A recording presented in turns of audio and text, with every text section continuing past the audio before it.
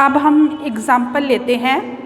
मूल्यानुपातों की सरल माध्य रीति के द्वारा हमने मूल्य सूचकांक निकालना है, लेकिन जो पहले हमने क्वेश्चन किया उसमें भी कई वस्तुएं थी, इसमें भी कई वस्तुएं हैं, ए बी सी 3 वस्तुएं हैं। लेकिन पहले वाले क्वेश्चन और इस क्वेश्चन में क्या डिफरेंस है? पहले वाले क्वेश्चन में वस्तुओं के मूल्य दिए गए थे, लेकिन यहाँ पे क्या दिया गया? क्वांटिटी दी गई है।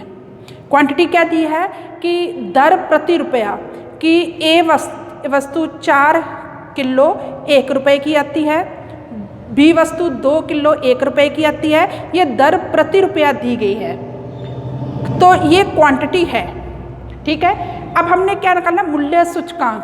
तो पहले हम क्या इनके मूल्यों में कन्वर्ट करेंगे। मूल्य कैसे निकालेंगे?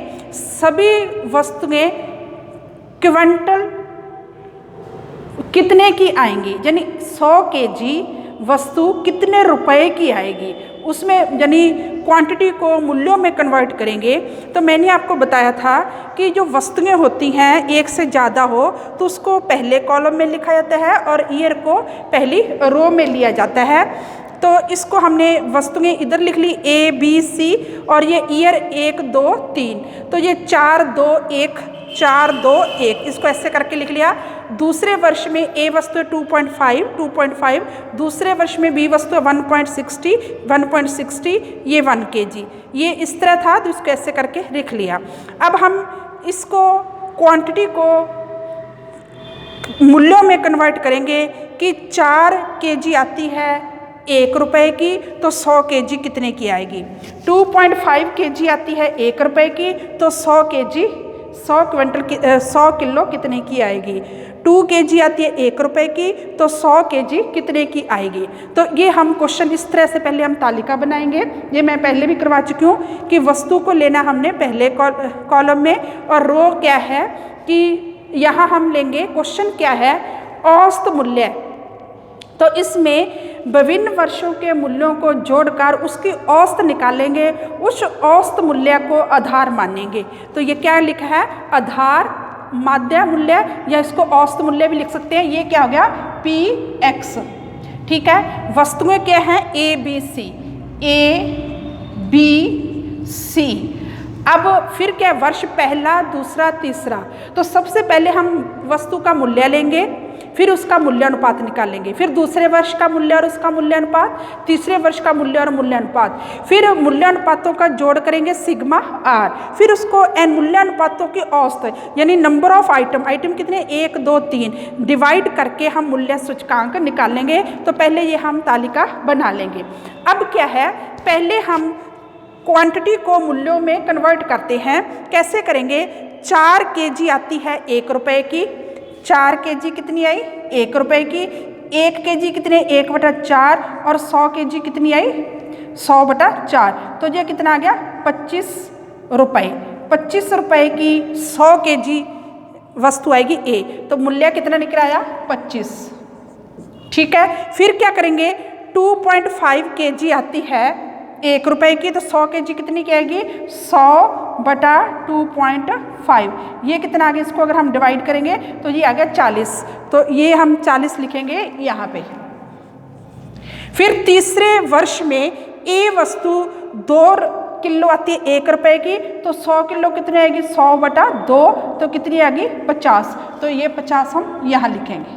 ठीक है, ये ए वस्तु के हमने मूल्य निकाल रहे हैं प्रति क्विंटल के हिसाब से कि प्रति क्विंटल जो ए वस्तु है वो 25 रुपए की आएगी, दूसरे ईयर में 40 रुपए की आएगी, तीसरे ईयर में 50 रुपए की आएगी। अब इन तीनों मूल्यों को जोड़कर 3 से डिवाइड कर देंगे तो वो माध्य मूल्य निकल आएगा, जिसको कि हम आधार मानेंगे।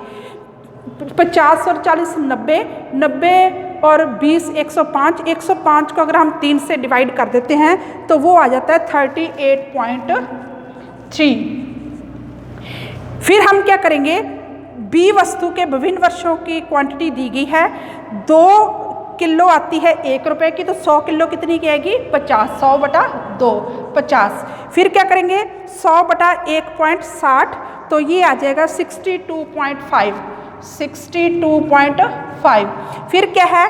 100/1.25, तो ये आपका आ जाएगा 80।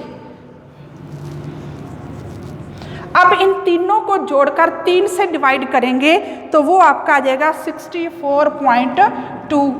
इसी प्रकार तीसरी वस्तु तीनों वर्षों की, 1 किलो आती है 1 रुपए की, तो 100 किलो कितनी आएगी 100 रुपए की।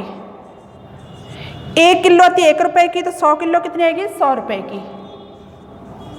अब 0.8 kg आती है 1 रुपए की, तो 100 kg कितने की आएगी 125 की। इन तीनों को जोड़कर 3 से अगर हम डिवाइड करते हैं तो वो आ जाता है 1.108.3। ये हमने मूल्य निकाल लिए, यानी मूल्य प्रति क्विंटल। तो ये रुपयों में आ गए, ये प्राइस आ गई, ठीक है। अब इनका जोड़ करके हमने आधार क्या माना है, माध्य मूल्य को औसत मूल्य निकाल ले। इन तीनों को जोड़कर 3 से डिवाइड किया तो ये आ गया, इन तीनों को जोड़कर 3 से डिवाइड किया तो ये आ गया, इन तीनों को जोड़कर 3 से डिवाइड किया ये आ गया।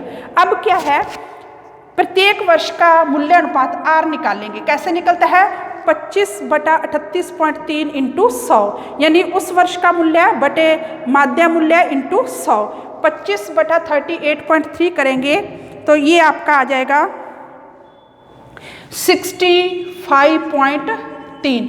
फिर 40/38.3 इंटू 100 करेंगे तो वो आ गया 104.4। फिर 50/38.3 इंटू 100 करेंगे तो वो आ गया 130.5। इसी प्रकार 50/64.2 इंटू 100 करेंगे तो वो आ गया 7.9। 62.5/64.2 इंटू 100 करेंगे तो वो आ गया 97.4। इसके बाद 80/64.2 इंटू 100 करेंगे तो वो आ गया 124.6। अब क्या करेंगे, 100/108.3 इंटू 100 करेंगे तो वो आ गया 92.3। फिर 100/108.3 इंटू 100 करेंगे तो वो आ गया 92.3।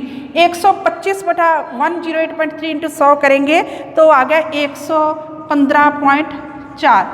अब मूल्यानुपातों का जोड़ करेंगे, इनका जोड़ किया सिग्मा R, ये कितना आ गया 235.5। इनका R का जोड़ किया तो वो आ गया 294.1।